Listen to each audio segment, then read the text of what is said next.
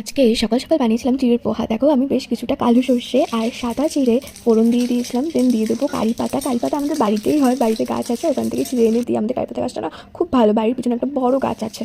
সর্ষের যদি যখন একটা সুন্দর স্মেল বেরিয়ে আসবে তখনই দিয়ে দেবে কারি পাতাগুলো। আর কারি পাতাগুলো ভাজা হয়ে গেলে তখন এখানে একদম ছোট্ট ছোট্ট করে ডুমো ডুমো করে আলু কেটে রেখেছি, সেটা দিয়ে দেবো। প্রথমে আলুগুলো যখন হালকা একটু ভাজা ভাজা হয়ে যাবে, পেঁয়াজ কুচি আর লঙ্কা কুচি। আর আমি এখানে কিন্তু মিডিয়াম সাইজের একটা পেঁয়াজ নিয়েছিলাম। বেশি পেঁয়াজ দিলে ভালো লাগে না, যারা একটু বেশি ঝাল খাও তারা বেশি লঙ্কা দিও, যারা কম ঝাল খাও তারা কম লঙ্কা দিও। তো আমি এখানে চিড়েটা ভিজিয়ে নিয়েছিলাম, ভিজিয়ে এখানে ছড়িয়ে রেখেছিলাম যেন জলটা শুকিয়ে যায়। আর চিড়ের পোহা বানাতে গেলে কিন্তু মোটা চিড়াটা নিতে হবে, পাতলা চিড়াটা হবে না। পাতলা চিড়া নিলে কি বলো তো, দলা পেকে যাবে। দিয়ে দেবো একটা মিডিয়াম সাইজের টমেটো। ওগুলো যখন গলে যাবে তখন দিয়ে দেবো এই ভিজিয়ে রাখা চিড়েগুলো। এইটা খেতে না খুব ভালো লাগে, তোমরা বাড়িতে ট্রাই করতে পারো। নতুন দিয়ে দেবো একটু নুন আর একটু চিনি। নুন আর চিনিটা ব্যালেন্স হলে কিন্তু খেতে খুব ভালো লাগে। আর লাস্টে ধনেপাতা দিয়ে নামিয়ে নেবো, ব্যাস রেডি টু সার্ভ।